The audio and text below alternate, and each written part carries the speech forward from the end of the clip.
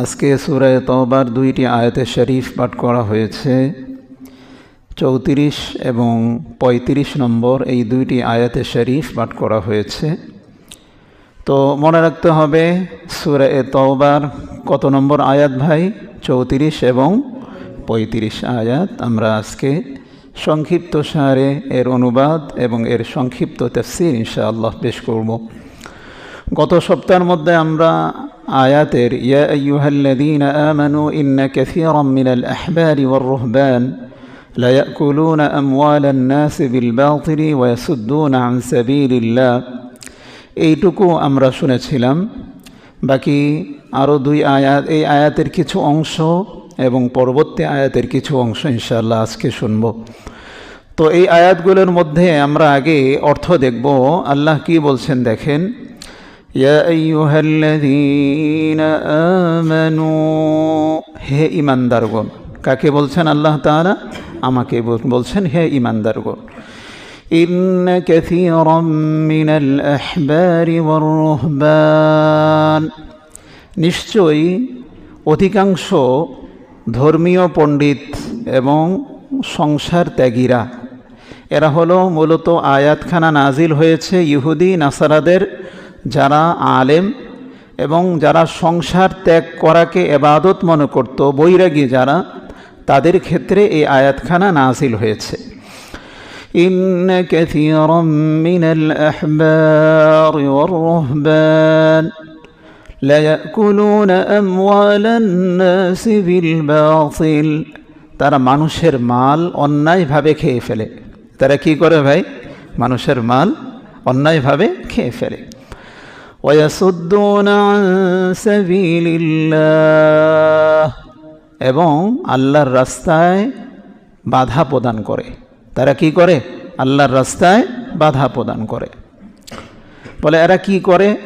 ওয়াল্লাযীনা ইয়াকনিজুনা আয-যাহাবা ওয়াল ফিদ্দা, তারা স্বর্ণ এবং রূপাকে জমা করে। ওয়ালা ইউনফিকুনাহা ফি সাবিলিল্লাহ, তারা এগুলোকে আল্লাহর রাস্তায় দান করে না। আল্লাহর রাস্তায় কি করে না ভাই? দান করে না। ফাবাশশিরহুম বিআযাবিন আলীম, হে রাসূল আপনি তাদেরকে যন্ত্রণাদায়ক শাস্তির সংবাদ দিয়ে দিন, সুসংবাদ দিয়ে দিন। আচ্ছা, গত সপ্তাহে বলেছি আযাবের কোনো সুসংবাদ হয়? মার কথা যদি বাচ্চা না শুনে পলায়া যায়, আয় তুই, তোরে মজা দেখামু, বলে না? তুই আয়, তোরে মজা দেখামু। আসলেই কি মজা? এরকম যারা এই আল্লাহর রাস্তায় দান করে না, অর্থাৎ স্বর্ণ রূপাকে জমা করে রাখে, যাকাত দেয় না, তাদের ক্ষেত্রে আল্লাহ বলছেন ইয়াউমা ইউহমা আলাইহা, যেই দিন তাদের উপরে জ্বালানো হবে, কি দেওয়া হবে? জ্বালানো হবে। কি দেওয়া হবে? জ্বালানো হবে। কোনগুলো? স্বর্ণ রূপাকে জ্বালানো হবে। জ্বালিয়ে কি করা হবে? ফাতুকওয়া বিহা জিবাহুহুম ওয়া জুনুবুহুম ওয়া যুহুরুহুম, তাদের পার্শ্ব আর কি পিঠ, এই পার্শ্ব, জুনুবুহুম তাদের পিঠ, তাদের কপাল, ওয়া যুহুরুহুম তাদের পিঠকে এগুলো দিয়ে কি করা হবে? সেকা দেওয়া হবে। সেকা বলে না? সেকা দেওয়া হবে। আর বলা হবে হাযা মা কানাজতুম, এই এগুলো কি জানো? হাযা মা কানাজতুম, এগুলো হলো ওইগুলো জিনিস যেগুলোকে তোমরা সঞ্চয় করেছিলে, লিআনফুসিকুম, তোমাদের জন্য, ফাযুকু মা কুনতুম তাকনিজুন, সুতরাং তোমরা স্বাদ আর সাধন করো যা তোমরা জমা করেছিলে, যা তোমরা কি করেছিলে? জমা করেছিলে। এই হলো আয়াত দুইটার অনুবাদ। তো গত সপ্তাহে আমরা সর্বশেষ দিক দিয়ে কয়েকটা ঘটনা উল্লেখ করেছিলাম, আবার সেই ঘটনাগুলো উল্লেখ করি। সর্বশেষ ঘটনা উল্লেখ করেছিলাম ইমাম আহমদ বিন হাম্বল রহমতুল্লাহ আলাইহি, মনে আছে? যে আল্লাহকে ভয় করে তাকে সমস্ত মাখলুকাত ভয় করে। সুবহানাল্লাহ বলেন। যে আল্লাহকে ভয় করে বলেন তাকে পুরা মখলুকাত ভয় করে। ইমাম আহমদ বিন হাম্বলের ঘটনা শুনাইছিলাম। ইমাম আহমদ বিন হাম্বল 4 ইমামের এক ইমাম ছিলেন। উনি ওনার জবানায় একজন মানুষকে জিনে ধরছে। কি ধরছে? জিন। জিনতে ধরে মানুষদেরকে, তাই না? এটা স্বাভাবিক জিনিস। জিন মানুষদেরকে ধরে বিভিন্ন ধরনের কষ্ট দেয়। পুরুষও জিন রয়েছে, মহিলাও জিন রয়েছে। তো আহমদ বিন হাম্বলকে ওই বাদশাহ ডাকলেন, যে সেই জামানার যিনি বাদশাহ ছিলেন, যে ওনাকে জিনে ধরেছে, আহমদ জিনকে ছাড়াইয়া দেন। আহমদ বিন হাম্বল আসলেন, আয়সা জিন ধরাওয়ালা তাদের সাথে কথাবার্তা শুরু করলেন। ভাই জিন এটা আমরা নিজ চক্ষেও দেখেছি, এটা অবাস্তব কিছু না হুজুর, আমরা দেখি নাই। আপনারা দেখেন নাই এটা আপনাদের কি বলবো, অনেকেই দেখছে অনেকেই দেখে নাই। আমরা দেখেছি একাধিকবার জিনকে, আমরা আমাদের সাথে পড়তেও দেখেছি। হ্যাঁ, ঠিক আছে, আমরা পড়তেও দেখেছি। একটা ঘটনা মনে পড়ছে, শুনেই ফেলাই। যখন এই আমাদের সাথে হেফজখানায় ছোট অবস্থায় হেফজখানায় আমাদের সাথে 2 জন জিন পড়াশোনা করতো, এটা আমরা বুঝতাম না, জানতামও না। তো ওনারা পরীক্ষায় বরাবরই ভালো করতেন। জানি না ওনারা এখন এখানে আছেন কি না, শুনতে পারেন। তো ওনারা পরীক্ষায় বরাবরই ভালো করতেন, খুব ভালো রেজাল্ট করতেন। তো দ্বিতীয় সাময়িক রেজাল্ট ওনারা যখন করলেন, মাশাআল্লাহ, খুব, ওনারা 2 জনই 1 নম্বর, 2 ভাই 1 নম্বর। তো ধরলো, পোলাপান ধরলো, দোস্ত মিষ্টি খাওয়াবে না? আচ্ছা, মিষ্টি খাওয়া স্বাভাবিক, পোলাপান ধরে, দোস্ত মিষ্টি খাওয়াবে না? তো মিষ্টি খাওয়া, আচ্ছা ঠিক আছে খাওয়াবো।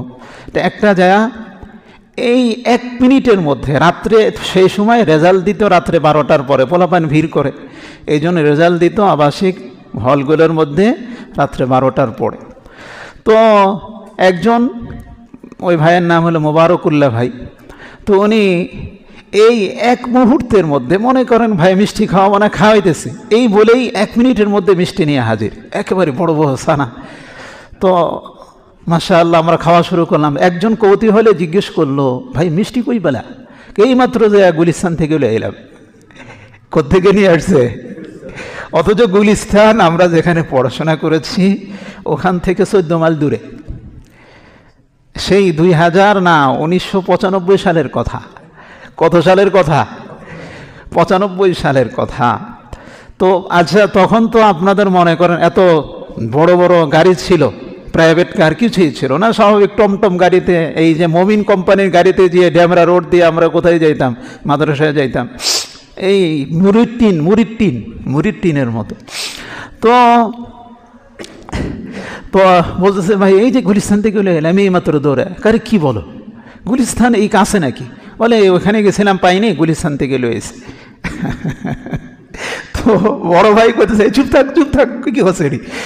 ছোট ভাই কয়, মিয়া আনছি না মিয়া, আপনার কথা বেলে ফেলছে। তো এখন কয় কিরে, এখন কয় কিরে ভাই কোত্থেকে? না এই মিষ্টি তো এখানে আমাদের পার্শ্ববর্তী, এখানে সম্ভব না। তো ঠিকই দেখা গেছে যে পরবর্তীতে ধরা খাইছে, আর দ্বিতীয়বার কি করে নাই, আর এলাকায় নাই, চলে গেছে, মাদ্রাসায় ছিল না। তাইলে আমরাও দেখছি। তো এটা আমরাও অবশ্যই কিছু না, আমরাও দেখছি। আবার আমাদের শেখুল হাদিস মৌলানা জাকারিয়া রহমতুল্লাহ আলাইহি, শেখুল হাদিস মৌলানা আল্লাহ হজরতুল আল্লাম জাকারিয়া সন্দীপী রহমতুল্লাহ আলাইহি, উনি একবার এক ছেলেকে জিন ধরছে আমাদের সামনেই। জিন ধরার পর এই তুই আমার খাওয়াতো। খাইবেন? কি খাবেন? কলা খামু। বলে সাথে সাথে এরকম বড় বড় কি, এর হাত ঝাঁকা দিয়েছে, হাত ঝাঁকা দেওয়ার সাথে সাথে কি চলে আসছে, এত বড় বড় কলা চলে আসছে। তো এটা স্বাভাবিক না অস্বাভাবিক? জিন কি ধরে না রে ভাই? ধরে। তুমি না দেখলেও ধরে, দেখলেও ধরে। যারা অনেকে আছে জিনকে বিশ্বাস করে না, এই জিনকে যারা বিশ্বাস করে না তাদের কথা ভিন্ন। তাদের জিনে বেশি বিষয় ধরে, কই মানসিক রোগী, আসলে জিনে ধরছে। যাই হোক, আল্লাহ তাআলা জিনকে অস্বীকার করলে কি হয়ে যাবে ভাই? কইতে পারে না। জিন আল্লাহর সৃষ্টি না? কোরআন শরীফের মধ্যে একাধিক জায়গায় জিনের কথা আল্লাহ পাক বয়ান করেছেন। যেমন সূরা আর রহমান, খলাকাল ইনসানা মিন সালসালিন কাল ফাখখার ওয়া খলাকাল জান্না মিন মারিজিম মিন নার। তারপরে فبأي آلاء ربكما تكذبان। তারপরে এটা হলো 27 নম্বর পারা মাঝখান দিয়া। আবার শুরুতে আছে ওয়ামা খালাকতুল জিন্না ওয়াল ইনসা ইল্লা লিয়াবুদুন। তাইলে জিন আছে না নাই রে ভাই? আছে। আমি দেখলেও আছে, না দেখলেও আছে। তো আহমদ বিন হাম্বল রহমতুল্লাহ আলাইহির কাছে উনি কথা বলতে শুরু করলেন। কথা বলতে বলতে বলতে বলতে বলতে বলতে বললেন, এই দিন চলে যা। জিন কয়, আহমদ আমি চলে গেলাম, শুধু তুমি আল্লাহরে ভয় করে দেখে আমি চলে গেলাম। আহমদ তুমি যদি মইরা যাও আমি কিন্তু আবার আসমু, আমি কিন্তু কি আবার আসমু, ছেড়ে দিলাম তোমার কথা, তুমি যেহেতু আল্লাহরে ভয় করো এই জন্য আমি চলে গেলাম। ঠিকই জিন চলে গেছে, ওই মানুষটা সুস্থ ভালো হয়ে গিয়েছে। আবার কিছুদিন পরে আহমদ বিন হাম্বল ইন্তেকাল হয়ে গেল। ইন্তেকাল হওয়ার পরে ওই ব্যক্তিটার আবার জিনে ধরছে। জিনে ধরার পরে এখন বাদশাহর কাছে আবার নিয়ে আসছে। বাদশাহ আর এক বড় শায়েককে ডাক দিয়েছে, শায়েক আসেন। শায়েক আসার পরে বলে, শায়েক বলতেছে ওই যারা জিন রূপী মানুষকে এনে বেরো। জিন আসে। জিন কি করে? আসতেছে। আমনে আমারে কোন যাইতে গা, আমনে আমারে কোন মিয়া, আমনে কি ইমাম আহমদ বিন হাম্বল হয়েছেন নাকি মিয়া? এ আহমদ বিন হাম্বল আল্লাহকে ভয় করত। আল্লাহকে ভয় করার কারণে সকল মাখলুকাত তাকে ভয় করত, আমিও ভয় করতাম। এখন আপনি তো এরকম কিছু না, আমাদের ভয় করা লাভ না, আমি আসি, এবার আর জিন ছাড়াইতে পারে না। তাহলে যে আল্লাহকে ভয় করে তাহলে সব কিছু তাকে কি করে? ভয় করে। এর কয়েকটা উদাহরণ দিতে গিয়া আমি আপনাদেরকে কয়েকটা উদাহরণ দিয়েছিলাম। এর মধ্যে তাবিঈনদের মধ্যে একটা ঘটনা আপনাদেরকে শোনাই। আল্লাহর নবীর এক সাহাবীর নাম ছিল সাফিনা রাদিয়াল্লাহু আনহু। কি ভাই কথা বলেন না কেন? কি সাফিনা রাদিয়াল্লাহু আনহু। উনি সাফিনা কেন বলা হতো? সাফিনা মানে হইল নৌকা বা জাহাজ। নৌকা বা কি জাহাজ। উনি কি জাহাজ ছিলেন? বলে না, উনি মাল অনেক আছে না, অনেক মাল একেবারে বেশি পরিমাণ নিতে পারে, ইট নীল অনেক বেশি পরিমাণ নিতে পারে। উনি অনেক বেশি মাল বহন করতে পারতেন, একেবারে সাফিনার মতো, নৌকার মতো। এই জন্য ওনাকে বলা হইতো কি সাফিনা। অথবা কেউ বলেন না, মানুষ নাম রেখে দিছে। অনেক সময় আছে না আমাদের এলাকায়, এই এলাকার মধ্যে একজন ব্যক্তির নাম আছে কালামিয়া, আছে না ভাই? লালচান, কালাচান। কি ভাই? কালাচান আছে না? দেখতে নাম রাখছে কালাচান, আসলে সুন্দর, এমন আছে না? নাই রে ভাই। আবার লেখছে নাম রাখছে ধলামিয়া। কি মিয়া ভাই? ধলামিয়া। আচ্ছা, দেখতে আসলে কালা, আসলে নাম রাখছে কি ধলা। ধলা মানে সুন্দর আর কি। তো ঠিক কোনো মানুষের নাম হয়ে গেলে তো আর কোনো কথা নাই। তা আল্লাহ রসুল সাল্লাল্লাহু আলাইহি ওয়াসাল্লামের সাহাবী এবং উনি আজাদকৃত গোলামও ছিলেন। উনি একবার মুরতানিয়া এই অঞ্চলে সফর শুরু করলেন সাহাবাদেরকে নিয়ে। তো এমন একটা অরণ্যের মধ্যে, চারদিকে একটা জঙ্গলের মধ্যে আসলেন। আসার পরে এমনি ওনার নৌযান ডুবে গিয়েছিল। তো উনি তুফানের মধ্যে পড়ে নৌযান ভেঙে গিয়েছে। সাঁতরাতে যে কোনোভাবে উনি কোথায় আসছেন? উনি তীরে আসছেন। তীরে আসার পরে দেখলো যে বিশাল নদীর পরে দেখলেন যে কি বলে জঙ্গল দেখার পরে উনি ওনারা কয়েকজন জঙ্গলের ভিতরে ঢুকলেন। ঢুকার পরে হঠাৎ করে ছায়া দেখা যায় এক বাঘ। কি ভাই? বাঘ। এটা ঠাকুরমার ঝুরির গল্প না, কিন্তু উমদাতুল কারির ঘটনা। তো উনি সাফিরা রাদিয়াল্লাহু আনহা উনি চিন্তা করলেন, হাইরে বিপদের উপরে বিপদ। আগে দেখতাম নৌকা ডুবি হয়েছে, এরপর আসলাম জঙ্গলের মধ্যে, আসার পরে আবার সামনে বাঘ, কি হবে অবস্থা? উনি চিন্তা করলেন, যাক, আল্লাহ রসুল সাল্লাল্লাহু আলাইহি ওয়াসাল্লামের সাহাবী উনি বাঘকে লক্ষ্য করে বললেন, বাঘ, আমি যেই সেই মানুষ না, আমি আল্লাহর রসুলের আজাদকৃত গোলাম সাফিনা। আমাকে চিনো তুমি? আমি আল্লাহর রসুলের আজাদকৃত গোলাম সাফিনা। সুতরাং তুমি আমার কোনো ক্ষতি করো না, আমরা রাস্তা হারিয়ে ফেলেছি, আমাদেরকে রাস্তা দেখাইয়া দাও। ঠিকই বাঘ লেজ লড়াতে শুরু করলো। সুবহানাল্লাহ বলেন। লেজ লড়া বললো যে এমন ভাগ ভঙ্গি দেখালো যে আমার উপরে চড়ো।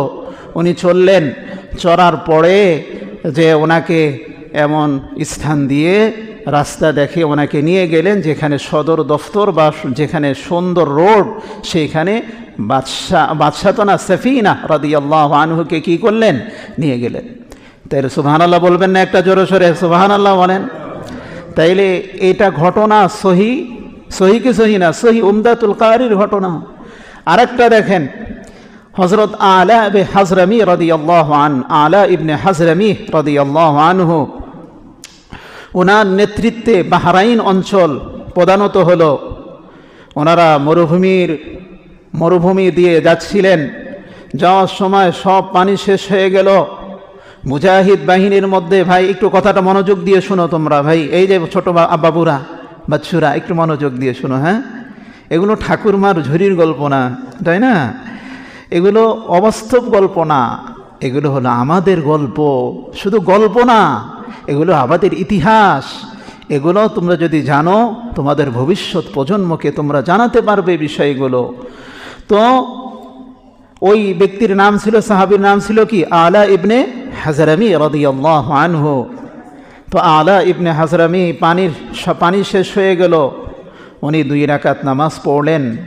2 রাকাত নামাজ পড়ে আল্লাহর দরবারে সাহায্য চাইলেন আর বললেন, আল্লাহ, আমরা তো আল্লাহর রাস্তায় আসছি, আমরা তো আল্লাহর রাস্তায় জিহাদ করার জন্য আসছি, আল্লাহ তুমি পানির ব্যবস্থা করে দাও। আল্লাহ সুবহানাহু ওয়া তাআলা মুষলধারে বৃষ্টি বর্ষণ করলেন। সুবহানাল্লাহ বলেন। এটা আমাদের ওলি আল্লাহদের মধ্যেও এমন হয়, এটা আমরা দেখেছি। তো ওনারা পানি পরিতৃপ্ত হয়ে গেল, পানিতে মস্ক পানি খেলেন, পানির পাত্রর মধ্যে পানি ভরে নিলেন। যাইতে যাইতে সমুদ্রের তীরের মধ্যে চলে গেল। কোথায়? সমুদ্রের তীর। বাহরাইন, তো বাহরাইন মানেই হইল মারাজাল বাহরাইনি ইয়ালতাকিয়ান। কোরআন শরীফের সূরা আর রহমানের মধ্যে রয়েছে। বাহরাইন অত হলো 2 বন্দর, 2 সমুদ্র মিলন স্থানকে বলা হয় বাহরাইন। কি বলা হয় ভাই? বাহরাইন। ওই বাহরাইনে ওনারা যখন গেল, দেখলো যে নদীর সামনে, নদী অথবা সাগরের সামনে কোনো ধরনের যানবাহন নাই। ওই শত্রুপক্ষের যারা ছিল ওরা সমস্ত যানবাহনকে গেট আপ করে রেখে দিয়েছে, আটকায় রেখে দিয়েছে, কোনো যানবাহন নাই। আলা ইবনে হাজরামি রাদিয়াল্লাহু আনহু উনি কি করলেন, ওনারা এই কি করবেন সাহাবেদের সাথে পরামর্শ করলেন। পরামর্শ করে 2 রাকাত নামাজ আদায় করলেন। করার পরে একটা দোয়া পড়লেন। এই দোয়া কেউ যদি বর্তমানেও পড়ে, আল্লাহ তাআলার গায়বী সাহায্য আসতে পারে ইনশাআল্লাহ। ওনারা দোয়া পড়লেন, আল্লাহুম্মা ইয়া আসীম ইয়া হালিম ইয়া করিম। এইভাবে লম্বা দোয়া পড়লেন। এর শুরু হলো ইয়া আসীমু ইয়া হালিমু ইয়া করিমু। এইভাবে আজিজনা, হে মহান সত্তা, হে সহনশীল সত্তা, হে দয়ালু সত্তা, আমাদের কি হবে? আমাদের যেতে হবে সামনে, কিন্তু কিছুই নাই, আল্লাহ আপনি সাহায্য করেন। এটা দোয়া করে তার সঙ্গী সাথীদেরকে বললেন, আপনারাও দোয়া পড়তে থাকেন। দোয়া পড়ে উনি বললেন, চলো। বলে ওনার পিছনে যারা সঙ্গী সাথী যারা ছিল বলে যে, আলা ইবনে হাজরামি কোথায় যাব? বলে সমুদ্রের ভিতরে দিয়ে চলো। আরে কি বলেন, সমুদ্রের ভিতরে চলবো? চলো, আল্লাহ সাহায্য করবেন। সুতরাং ওনারা সমুদ্রের ভিতর দিয়ে ঘোড়া নামিয়ে দিলেন। সর্বপ্রথম আলা ইবনে হাজরামি নামিয়ে দিলেন। নামিয়ে দেওয়ার পরে ওই যুদ্ধের মধ্যে হযরত আবু হুরায়রা রাদিয়াল্লাহু আনহু ছিলেন। উনি বললেন, আবু হুরায়রা বলেন, আমরা নদীর উপর দিয়ে চলতেছিলাম, মনে হচ্ছিল আমাদের ঘোড়ার খুরগুলো মাত্র ভিজছিল। আমরা প্রত্যেকেই নিরাপদে যখন রওনা হলাম, ফাওয়াল্লাহি মাবতালাইনা লানা কদমুন ওয়ালা খুফফুন ওয়ালা হাফিরুন ওয়ালা খুফফু জামালিন ওয়ালা হাফির হিসানিন ওয়ালা কদমু ইনসানিন কান্নাহা কুরবাতুন আরবাআতু আলাফিন। আবু হুরায়রা বলেন, আল্লাহর শপথ করে বলছি, সেই দিন আমাদের কারো পা ভিজেনি, কোনো উটের খুর ভিজেনি, ঘোড়ার পাও ভিজেনি। আমরা ছিলাম প্রায় 4000 সংখ্যায়। কত? সুবহানাল্লাহ বলে। কত? 4000 ছিলাম। ওকবা ইবনে আরেকটু বাড়ায় কেউ কেউ বলেন যে আবু হুরায়রার নাকি এতটুকু তো বিশুদ্ধ বর্ণনা আছে। আরেক বর্ণনায় আসছে, আবু হুরায়রা বলেন যে আমার একটা এই পেয়ালা হারিয়ে গেল। কি হারিয়ে গেল? পেয়ালা। আমি যখন ওই পারে চলে গেলাম, চলে যাওয়ার পরে আমরা মনে হলো আমির সাহেবকে যা বললাম, আলা ইবনে হাজরামিকে, আমির সাহেব বলে জি, বলে আমরা তো কোনো কিছু পাই নাই, আমার পানির পাত্রটা হারিয়ে গেল। উনি বললেন যে আবু হুরায়রা, আল্লাহ আমাদেরকে নৈরাশ করবেন না, ইনশাআল্লাহ তোমার পাত্রটা আল্লাহ পাক দিয়েই দিবেন। উনি অজু করার জন্য কিছুক্ষণ পরে অজু করার জন্য সাগরের সামনে যখন আসলো, অজু করতেছে, সাগরের একটা ঝাপটা এসে ওনার ওই বাটিকে ওনার সামনে উপস্থিত করে দিলেন। সুবহানাল্লাহ। তাহলে যে আল্লাহর জন্য হয়, কি হয় রে ভাই? আল্লাহকে ভয় করে, সমস্ত মাখলুকাত তার কথা শুনে। এরপর অনেক কথা, যাই হোক সেই কথার দিকে আর যাচ্ছি না, এখন আজকের আয়াতে শরীফের দিকে যাচ্ছি। আল্লাহ কি বলেন দেখেন, লা ইয়াকুলুনা আমওয়ালান নাসি বিল বাতিল ইয়াওমা ইউহমা আলাইহা। যেই দিন যারা মালের যাকাত আদায় না করবে, সেই দিন এই মালগুলোকে প্রজ্বলিত করা হবে, স্বর্ণকে দাগ দেওয়া হবে। বলে দাগ দিবে, 3খানে দাগ দেওয়া হবে। কয়খানে দাগ দেওয়া হবে? 3খানে। কেন? কিভাবে? ফি নারি জাহান্নাম, জাহান্নামের আগুনের মাধ্যমে। ফাতুকুয়া বিহা জিবাহুহুম, তাদের এই যে কপালের মধ্যে লাগানো হবে। কিসের মধ্যে ভাই? কপালের মধ্যে। ওয়াজুনুবুহুম, তাদের এই পার্শ্বে লাগানো হবে। ওয়াজুহুরুহুম, তাদের পিঠে লাগানো হবে। এই মানে আগুনের সেকা। আচ্ছা বলেন তো, জাহান্নামের আগুন কি দুনিয়ার আগুনের মতো না এর থেকেও বেশি আছে? আচ্ছা, কোন বাহাদুর বীর পালোয়ান আছে দুনিয়ার আগুনের মধ্যে, মোমবাতির আগুনের মধ্যে 1 মিনিট হাত রেখে দিতে পারবে? পারবে? 1 মিনিট দুনিয়ার আগুনের মধ্যে হাত দেওয়া দিলে আগুন তার হাত কি থাকবে না? ঝলসে নষ্ট হয়ে যাবে, পুড়ে যাবে, ছাই হয়ে যাবে 1 মিনিট। আরে জাহান্নামের আগুন দুনিয়ার আগুনের তুলনায় 70 গুণ বেশি পাওয়ারফুল। আল্লাহ রসুল বলেন, সহি মুসলিমের হাদিস, কেউ যদি একবার জাহান্নাম বলতেছিল আল্লাহ তাআলার কাছে, এ আল্লাহ, জাহান্নামের 1 অংশর আযাব আর 1 অংশর আযাব তুলনা অনেক বেশি। জাহান্নাম বলতেছে, আল্লাহ আমার 1 ভাগ আর 1 ভাগকে খেয়ে ফেলতেছে, আল্লাহ আমাকে 2টা শ্বাস ফালানোর দিন, অনুমতি দিন। আল্লাহ তাআলা তাকে 2টা শ্বাস ফালানোর অনুমতি দিলেন। কারে? জাহান্নাম রে। কারে ভাই? জাহান্নাম রে। বলে একটা শ্বাস যখন ফালায় গরমকালে, তখন অনেক বেশি গরম হয়। আমাদের দেশ তো স্বর্গীয়, ভূস্বর্গ আমাদের দেশ, আমাদের দেশে এই গরম বোঝা যায় না।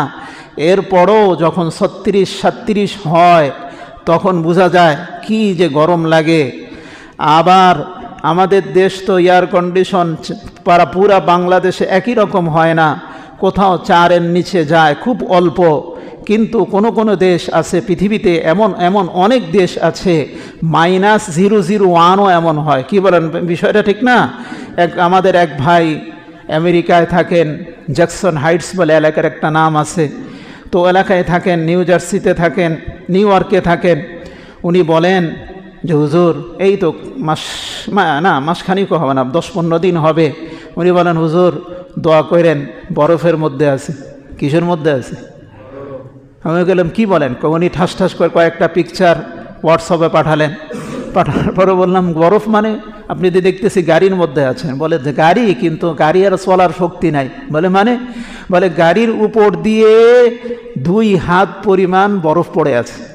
আমরা আজকে সকাল ছাড়া আর যেতে পারবো না। এখন শুধু আমার না, প্রত্যেকের একই অবস্থা যার গাড়িতে আছে, যে সকালবেলা যখন ওই যে ওদের পরিষ্কার করেওয়ালা ইয়েরা আসবে, পুলিশরা আসবে, পরিষ্কার করে আমাদেরকে উদ্ধার করবে, বাকি আমরা মরবে না, এখানে ঘুমাই রয়েছে, এখানে কী রয়েছে, ঘুমাই রয়েছে। এটা আমেরিকার অবস্থা বলতেছে। তাহলে এত শীত হয়, তো জাহান্নাম কি করে, কি করলো, এই গরমের সময় একটা শিয়ে দিল, শ্বাস ছাড়লো, এই জন্য অতি গরম হয়। শীতের সময় আর একটা শ্বাস ছাড়ে, এই জন্য কী হয়, এত ঠান্ডা হয়। এটা যদি শ্বাসের পাওয়ার হয়, তাহলে জাহান্নামের আগুনের পাওয়ার কত বেশি হবে। আল্লাহ আমাদের সকলকে হেফাজত করুক, সকলে বলেন আমিন। তো বলতেছিলাম ফি নারি জাহান্নাম, তাহলে আগুন দ্বারা সেক দিবে কয় স্থানে? 1 নম্বর হইল এইখানে সেক দিবে, 2 নম্বর হইল এইখানে সেক দিবে, 3 নম্বর হইল পিঠের মধ্যে সেক দিবে। এখন মুফাসসিরগণ লিখেছেন যে এই 3খানে কেন সেক দেওয়া হবে, 3খানে কেন সেক দেওয়া হবে? আচ্ছা, এই জন্য 3খানে কেন সেক দেওয়া হবে? পায়ে দিতে পারতো, নাকে দিতে পারতো, বুকে দিতে পারতো, 4 জায়গায় 3 জায়গায় কেন সেকা দেওয়া হবে? এর উত্তর হইল, দেখবেন মানুষের কাছে কোনো মানুষ যখন জাকাত নেওয়ার জন্য যায়, আচ্ছা জাকাত এটা হলো মালের হক। কিসের হক রে ভাই? মালের হক। 3 অবস্থা হয়। কেউ আসে, আসার পরে ভাই আসছেন, ভাই আমার কিছু জাকাত দিলে, তখন এরকম করে ফেলে, আমার দিকে তাকান, কীভাবে ফেলে, এই কপাল ভাঁজ করে ফেলে। এই কপাল ভাঁজ করার কারণে তাকে কপালের মধ্যে কি দেওয়া হবে? আগুনের সেকা দেওয়া হবে। 1। 2 নম্বর হইল, আবার দেখবেন এই পাশে কেন দিবে, এই পাশে বলে দেখবেন সে দেখতেছে আয়না ঘরের মধ্যে, আয়না বেষ্টিত ঘরের মধ্যে দেখতে ওই যে জাকাত নেওয়ার জন্য আসতেছে, সে একটা মোবাইল নেয়া কয় হ্যালো হ্যালো, এর মধ্যে কেমনে এমনে, আসলে ফোন আসেনি, কিন্তু ফোন কিন্তু তার আসে নাই। সে এই যে জাকাত যে দিতে হইব এটার ভয়ে সে হ্যালো হ্যালো করতেছে, এমনে ধায়। এই জন্য মুফাসসিরগণ বলেন এই কারণে তার এইটার মধ্যে লাগানো হবে সেক, এটার মধ্যে কি সেক। 3 নম্বর, পিঠের মধ্যে কেন লাগানো হবে? বলে দেখবেন অনেক সময় শুধু হ্যালো হ্যালো কয় না, আবার এখান থেকে উঠা অন্যদিকে ঘুরায়া থাকে, পিঠ মোড়ায়া থাকে, এই জন্য তার কথার মধ্যে লাগানো হবে। পিঠের মধ্যে আগুন দ্বারা সেক লাগানো হবে। এরপরে আল্লাহ রসুল বলেন হাদা মা কানাস, আল্লাহ তাআলা বলেন হাদা মা কানাসতুম লিআনফুসিকুম। তখন আরেক বর্ণনা আসছে, তার মাল সম্পদকে একটা বিষাক্ত সাপ হিসাবে আকৃতি দেওয়া হবে। দেওয়ার পরে ওই বিষাক্ত সাপ তার এই যে জিবাহুহুম, তার এই যে এটা কি বলে, এই কপালের মধ্যে দংশন করতে থাকবে।